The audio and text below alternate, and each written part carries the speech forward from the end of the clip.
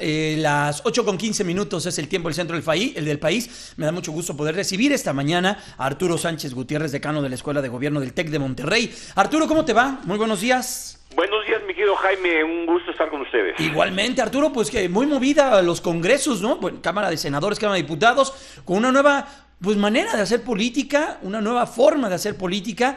Y esta semana, pues lo que sin duda pues movió mucho, más allá de los mercados, mueve también mucho las formas, la iniciativa de Ricardo Monreal, que también apoya otra de las senadoras, Berta, no recuerdo su nombre, ahorita lo voy a buscar, pero que viene a mover pues todo, ¿no, Arturo? ¿Tú cómo ves? ¿No se hablaron entre ellos? ¿Qué te deja esta propuesta de reducir las comisiones? Lo primero es entender qué fue lo que pasó. ¿Qué es lo que quiere Ricardo Monreal? Que si yo voy a un cajero y realizo una operación de banco, no me cobren comisiones. Que ¿No si cobran? Voy a sacar una nueva tarjeta de crédito, pues no me comen una comisión anual por tener la tarjeta de crédito. Que si mantengo un dinero muy pequeño en mi cuenta de cheques, pues tampoco me generen comisiones, etcétera, etcétera, etcétera. Bueno, ¿qué es lo que pasa? Pues unos dicen que los banqueros están abusando y cobrando muchas comisiones a los clientes. Otros dicen que no es el caso, que son las comisiones típicas que se cobran en cualquier país. Otros dicen que si las quitan, de cualquier manera los banqueros lo van a cobrar a través de cobrarnos más intereses por manejar nuestras cuentas, etcétera, etcétera, etcétera. Lo que llama la atención es lo que tú dices. Monreal sorprendió a todo mundo, al mismo presidente electo, al próximo secretario de Hacienda, Carlos Ursúa, y desde luego a los banqueros. Y eso es lo que hace que caiga la bolsa, que el peso se deprecie, llegó a estar hasta 20 pesos con 40 centavos, y que bueno, haya tenido que salir el propio presidente de la República, el propio Carlos Ursúa, próximo secretario de Hacienda, aclarar de que eso no va a ocurrir. Y eso logró que se establecieran las cosas. Ahora, ¿por qué pasan estas cosas? Es como lo del aeropuerto, mi querido Jaime. Primero se cancela y después se va a platicar con los empresarios y se les dice que no se preocupen, que no va a haber bronca. Primero se emite esta iniciativa de ley y después salen a aclarar que no se preocupen, señores banqueros, miren, en los próximos 3 años no vamos a hacer ningún cambio. Y esto genera una incertidumbre que se basa básicamente en que los sectores económicos no les gusta que las reglas del juego se cambien de una manera abrupta como parecía que estaba ocurriendo. No les gustan las sorpresas, reaccionan moviendo sus acciones, comprando dólares, etcétera, etcétera, etcétera. Y eso fue lo que pasó en esta semana. Ahora la pregunta es, ¿qué pasó? No se pusieron de acuerdo. Mira, en términos reales, Ricardo Monreal tiene razón. Él es un diputado, fue electo, Senador. tiene derecho a hacer una iniciativa de ley y presentarla. Pues eso no debería sorprender a nadie. Lo que pasa es que se asume que si un agente de la importancia de Ricardo Monreal pone una iniciativa de ley de ese tipo, Morena lo va a acompañar y el presidente de la República lo va a acompañar y el secretario de Hacienda está de acuerdo. Ese no es el caso y eso es lo que generó esta incertidumbre. En efecto, no se pusieron de acuerdo, no se comunicaron y esto nos muestra una cosa que es muy simple. Morena tampoco es un partido unificado, sólido, en donde todos piensen de la misma manera.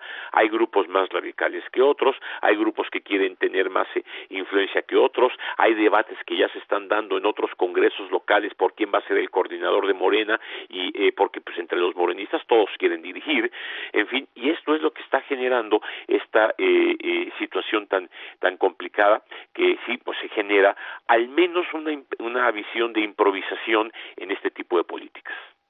¿Y qué viene, Arturo? Porque hemos visto, de hecho, déjame, me meto porque Ricardo Monreal sigue en lo suyo, ¿eh? Hoy vi que subió un tuit, permíteme, déjalo, aquí está, mira, donde aquí está, lo subió hace 13 horas, dice: este cuadro comparativo muestra las diferencias porcentuales entre las comisiones que cobran las instituciones bancarias en #México y sus países de origen. Exigir un trato justo no es inoportuno o desproporcionado, y sí es irrenunciable. O sea, va la propuesta. Te leo una noticia que de sus declaraciones dice: México no merece una banca agiotista y usurera, advirtió Ricardo Monreal, coordinador de Morena. Mira, es cierto, de vista muy radical. El presidente electo lo que dijo es, bueno, en los próximos 3 años, en los primeros 3 años, no vamos a hacer ningún cambio de ese tipo, pero entonces caemos en una situación difícil. Supongamos que Morena lo vota en lo que quiere Monreal en la Cámara de Diputados y en la Cámara de Senadores y se modifica la ley y el presidente no está de acuerdo. ¿Qué tendría que hacer el presidente? Pues vetar la ley que su propio partido aprobó en la Cámara. Y este tipo de divisiones normalmente se tienen que resolver de otra manera, con pues un claro. diálogo interno claro, con un diálogo con los banqueros previo, de manera de que cuando se presenta la iniciativa ya hay un acuerdo, al menos entre el partido del presidente, ya se habló con los banqueros, ya se les dijo los alcances, los banqueros habrán dicho su punto de vista y dicen, bueno, es que esto no puede ser así, etcétera, etcétera, llegar a un arreglo con una redacción de la ley correcta y decir, bueno, se aprueba esta ley y empezará a funcionar dentro de tantos años una vez que hayan pasado estas cosas, y eso se puede construir haciendo buena política. Y lo que preocupa ahorita es que esa buena política no está muy a flor de piel, porque parece que las decisiones se están tomando de una manera muy vertical, ya sea porque un senador o un diputado emite una ley, o ya sea porque el presidente electo cancela el aeropuerto antes de tomar posesión. Y eso es lo que genera incertidumbre, y lo que necesitamos, si se quiere realmente una nueva transformación, es que la democracia realmente opere generando nuevas formas de hacer política en donde se construyan acuerdos. Y ese es un poco la situación por la cual se caen las acciones de los bancos en un día, o se devalúa el peso en un día, por no tener la percepción de una estrategia clara en la forma como se quiere hacer política. Yo te recomiendo, no sé si lo tuviste oportunidad de leerlo, el día de ayer Alejandro Poiré escribe en el Heraldo de México esta columna que dice credibilidad y disciplina. Ilustra, bueno, ahí en su texto, en el Heraldo de México, dice lo que sucedió, los retos que tiene el nuevo gobierno con mayorías en los congresos, pero que también debe de ser disciplinado. Y dice, el segundo signo, porque habla también del Aeropuerto Internacional de México y su cancelación, dice, el segundo signo del episodio obliga a repensar el Congreso mexicano. A partir del 97 y hasta agosto del 2018 se reconoce como una institución multipolar, donde los mecanismos que generan un resultado son diversos y complejos, y donde existe múltiples aduanas al avance de una propuesta. Este Congreso sin mayoría solía ofrecer la suficiente pausa como para evitar desaguisados mayores y también para impedir una acción asertiva. Lo que tú dices es que, porque aparte es una propuesta que cayó en tierra fértil. ¿A quién le gusta que nos cobren? Pues a nadie nos gusta que nos cobren. Ahora imagínate si se aprueba, si pasa.